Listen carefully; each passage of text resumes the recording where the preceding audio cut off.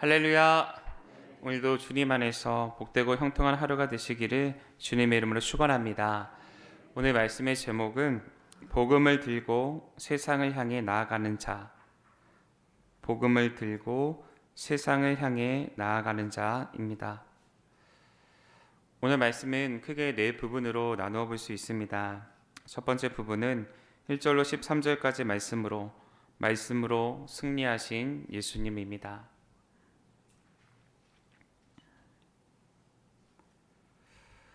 두 번째 부분은 14절로 30절까지 말씀으로 갈릴리 사역의 시작입니다.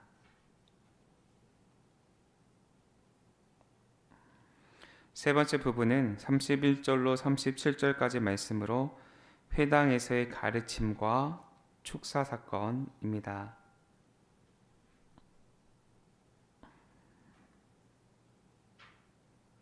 네 번째 부분은 38절로 44절까지 말씀으로 병자들을 치유하시는 예수님입니다.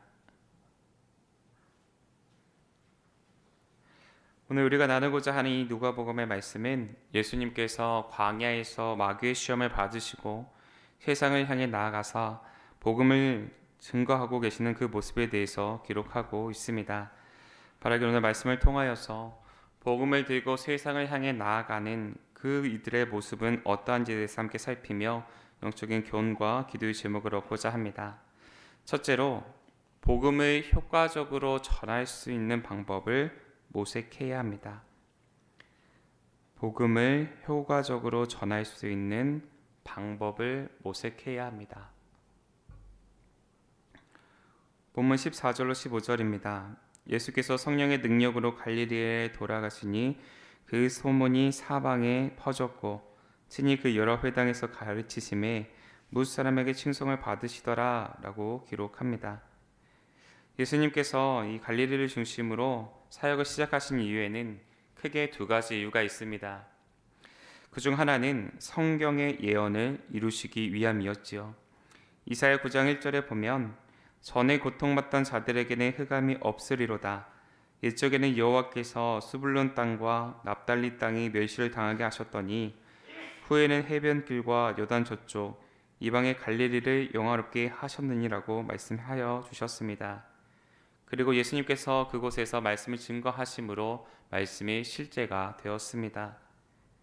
또 다른 한 가지 이유는 복음을 효과적으로 전하시기 위함이었습니다. 갈릴리는 예수님께서 복음을 효과적으로 전하시기에 가장 좋은 곳이었습니다. 갈릴리는 예수님의 고향 나사렛이 속한 지방이었죠. 그렇게 가족도 있었고 친구도 있었고 친지들도 있었습니다. 예수님이 사역을 하실 때마다 그것을 지지해주고 응원해줄 이들이 많이 있었다는 것입니다. 또 갈릴리 지방은 인구가 15,000명 이상이나 되었고 도시가 204개나 되어지는 그렇게 많은 사람들이 복음을 접할 수 있었던 곳이었습니다. 여기에 더해 이 갈릴리라고 하는 곳은 교통의 요충지였기 때문에 복음의 확산에 크게 기여할 수 있는 장소였습니다. 뿐만 아니라 이곳에 머무는 사람들은 유대인들보다도 개방적인 사고를 갖고 있었기 때문에 더욱더 쉽게 복음을 받아들일 수 있는 확률이 높은 곳이었습니다. 예수님께서는 이러한 사정을 모두 다 알고 계셨습니다. 그래서 이것을 잘 활용하여 복음이 전파되기를 원하셨던 것이죠. 이처럼 우리도 복음을 전할 때에 여러 가지 상황들을 고려할 수가 있어야 합니다.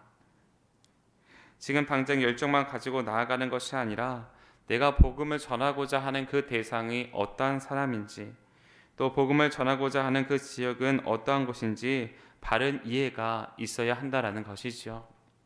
만약 이것이 준비되어 있지 않은 상황에서 복음을 전하게 된다면 복음에 대한 열정이 식어질 뿐만 아니라 복음을 전하는 이의 모습과 태도로 인해서 오히려 복음을 전하는 일이 막혀지게 될 수도 있습니다. 고린도전서 9장 19절로 20절에서는 이렇게 말씀합니다. 내가 모든 사람에게서 자유로우나 스스로 모든 사람에게 종이 된 것은 더 많은 사람을 얻고자 함이라. 유대인들에게 내가 유대인과 같이 된 것은 유대인들을 얻고자 하며 율법 아래에 있는 자들에게는 내가 율법 아래에 있지 아니하나 율법 아래에 있는 자 같이 된 것은 율법 아래에 있는 자들을 얻고자 함이요라고 기록합니다. 사랑하는 여러분, 복음을 전하는 이에게 있어서 복음의 열정뿐만 아니라 복음을 받아들여야 하는 대상에 대한 이해가 함께한다면 폭발력 있는 복음의 역사가 나타납니다. 바라기는 복음에 대해서 깊은 이해를 가지실 뿐 아니라 복음을 들어야 하는 이들에 대한 깊은 이해까지도 이르셔서 복음을 전하는 그 걸음이 아름다운 걸음이요 능력의 걸음이 되어지시기를 주님의 이름으로 축원합니다. 둘째로 그리스도에 대한 소문을 퍼뜨려야 합니다.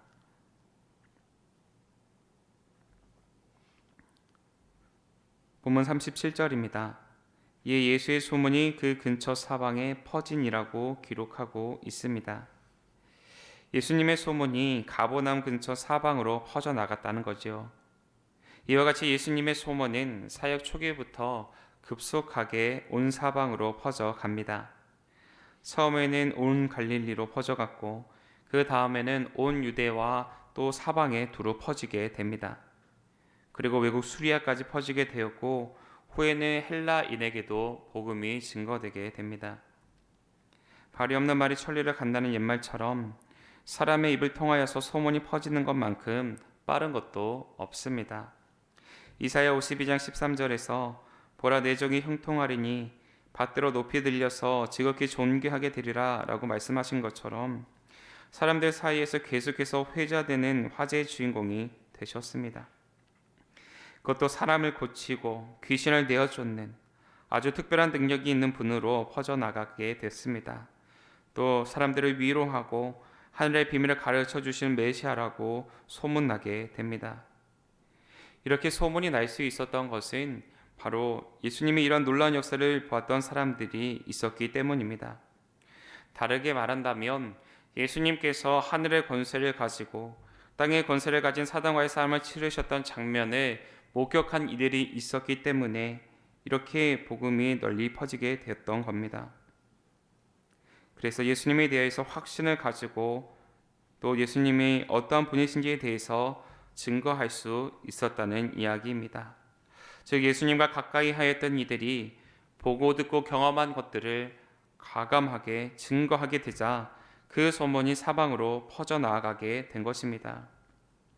사랑하는 여러분, 저와 여러분은 메시아 되시는 예수님에 대해서 경험한 사람들입니다.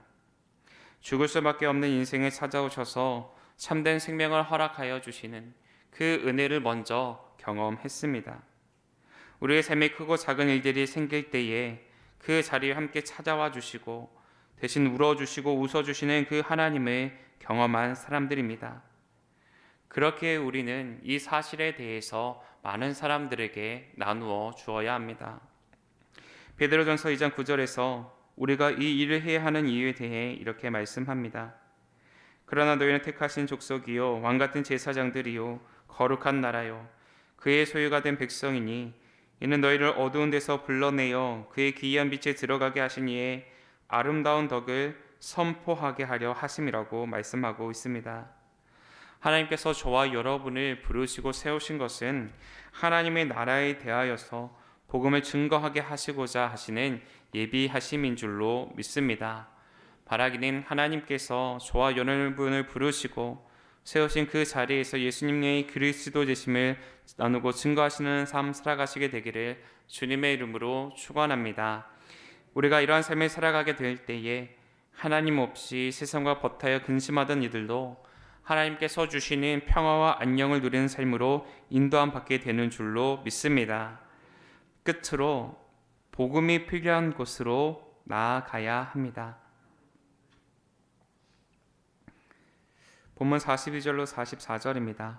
날이 밝음에 예수께서 나오사 한적한 곳에 가시니 무리가 찾다가 만나서 자기들에게서 떠나시지 못하게 만류하여 하매 예수께서 이르시되 내가 다른 동네들에서도 하나님의 나라 복음을 전하여야 하느니 나는 이 일을 위해 보내심을 받았노라 하시고 갈릴리 여러 회당에서 전도하시더라고 말씀하고 있습니다. 가뭄나온 사람들은 예수님께서 자신들과 함께 하기를 원했습니다.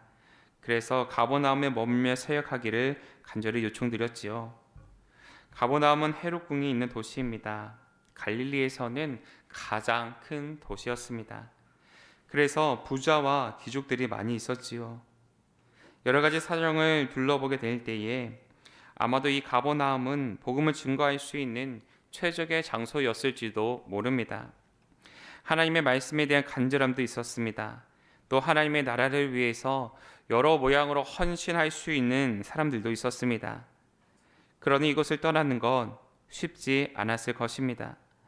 그러나 예수님은 다르셨지요. 예수님은 자신을 환대하는 그러한 가버나움을 떠나 다른 동네에서 복음을 전해야 한다 말씀하십니다. 그리고 갈릴리 전역을 다니시며 하나님 나라에 대해서 전해 주셨습니다.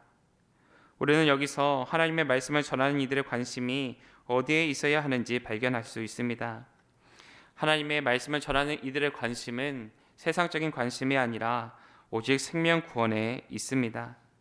개인의 안위와 영달을 위해서 복음을 전하려고 했다 한다면 안전한 곳, 편안한 곳, 풍요로운 자원이 있는 곳을 떠나지 않는 것이 타당합니다. 그러나 예수님은 이것을 떠나십니다. 그리고 갈릴리에서 복음을 선포하십니다. 예수님께서 갈릴리를 가신 것은 그 당시 갈릴리라는 곳 아주 어려웠던 곳이기 때문이지요. 예수님 당시 갈릴리 주민의 삶 척박했습니다. 갈릴리 주민들은 거의 소작농들이거나 품꾼들로, 또 요세푸스는 과거 몇 차례의 반란으로 인해 1년에 다른 지역에 적게는 2배, 크게는 4배 이상에 달하는 근 200달란트의 무거운 세금이 부과되어지는 곳이었다라고 전하고 있습니다. 다시 말해 예수님께서는 삶의 곤고함이 찾아온 이들에게 하나님 나라에 대해서 증거함으로 현실의 아픔들을 믿음 안에서 이겨나가게 하시고자 그들을 만나러 갈릴리로 떠나셨다라는 이야기입니다. 바울도 그러합니다. 큰 도시 에베소에서 교회를 세우고 2년간 최선을 다하여 목회합니다. 바울은 아끼고 추정하는 유력한 사람들과 장로들도 많이 있었지요. 이때 바울은 환갑을 넘은 노령이었습니다. 그래서 사도 바울은 에베소 교회에서 안주하지 아니하고 핍박과 위험이 기다리고 있는 예루살렘을 향해 떠나갑니다. 그리고 이것을 시작으로 훗날 로마까지 가서 복음을 전파하였던 것을 우리는 기억합니다. 사랑하는 여러분, 좋은 여건과 환경에 안주하는 것, 그렇게 안주하고 싶은 마음은 인간의 기본적인 욕구입니다. 자기 말을 잘 듣는 사람들, 자기와 취향이 같은 사람들, 또 물질적으로나 사회적 배경이 든든한 사람들이 모인 그 교회에서 안주하고 싶어 합니다. 그러나 그것은 하나님께서 우리에게 원하시는 마음이 아닙니다. 하나님께서 원하시는 마음은 복음을 전하는 것이고 소외되고 외면당하고 병든 자들을 살리는 것, 죽어가는 영혼을 살리는 것, 그것에 마음을 두기를 원하십니다. 그리고 복음에서 소외되는 이들이 없을 수 있도록 그들을 찾아가기를 바라고 계십니다. 바라기는 복음을 전해 듣지 못한 이들이 있음을 기억하시며 그들을 찾아가는 저와 여러분이 되시기를 주님의 이름으로 축원합니다. 우리가 이러한 삶을 살아가기 위하여서 힘쓸 때 하나님의 놀라운 은혜가 우리 가운데 임하여지고 하나님께서 주시는 참된 기쁨을 누리는 하나님을 모르는 사람들이 그 사람들이 변하게 되어진 역사를 우리가 보게 되는 줄로 믿습니다. 이러한 믿음의 고백들을 가지시고 오늘도 주어진 삶의 현장에서 주의 복음을 증거하시기 위해 힘쓰시는 저와 여러분의 삶이 되시기를 다시 한번 주님의 이름으로 축원합니다. 기도하겠습니다. 사랑하니 감사합니다. 새벽 미백 수요전에 오르게 하시고 하나님의 말씀을 통하여서 복음 증거자의 삶을 살아가는 우리가 되어줄 수 있도록 말씀 주시니 감사를 드립니다. 복음을 들고 세상을 향해 나아가게 될 때에 복음에 대한 열정만 있는 우리가 되지 아니하게 하시고 복음에 대한 바른 이해가 있게 허락하여 주시사 정말로 하나님의 말씀이 필요한 이들에게 꼭 필요한 하나님의 말씀을 증거케 되어서 그들의 걸음이 주 안에서 힘찬 걸음으로 변화되는 역사 보게 하여 주시옵소서. 내가 만난 그리스도를 증거하게 하시되 하나님 앞에 우리를 온전히 내어 맡기는 믿음의 고백이 담겨져 있게 하시고 이 귀한 믿음의 고백이 담겨져 있는 이 능력이 복음을 전해 듣지 못하는 이들에게 온전히 하나님의 크신 사랑을 증거하게 되어지는 통로로 쓰임받게 하여 주시옵소서. 복음에 필요한 곳이 있는 줄로 압니다. 소외되고 외면당하고 병들어 있는 자 그들을 향해 다가가는 우리들에게 허락하여 주심으로 하나님께서 간절히 원하셨던 열방이 주님께로 돌아오는 역사를 만들어 나아가는 오늘 한날의 삶이 되어질 수 있도록 역사하여 주시옵소서. 이 시간 하나님 앞에 정성껏 구별하여 드린 예물이 있습니다. 어려운 중에서도 하나님의 사랑을 기억하며 오늘도 내게 부어주실 은혜를 기대하는 마음으로 구별하여 드린 이 예물 가운데에 하늘의 신령한 복과 땅의 기름진 복이 임하게 허락하여 주시어서 이 땅의 삶이 궁핍하여지지 아니하며 부유롭고 풍요로운 삶으로 인도함받게 하여 주시옵소서. 지금도 병상에서 신음하고 있는 사랑하는 환자들을 기억하여 주시되 하루속히 치유 회복을 명하여 주시고 환부마다 주님께서 친히 안수하여 주시는 가운데에 이전보다 더욱더 강건케 되어지는 역사 경험케 하여 주시옵소서. 오늘도 주님 안에서 승리하는 걸음으로 나아가는 우리 모두가 되게 하여 주옵시기를 간절히 원하며 우리 주 예수 그리스도의 이름으로 기도하옵나이다. 아멘. 이 시간 함께 기도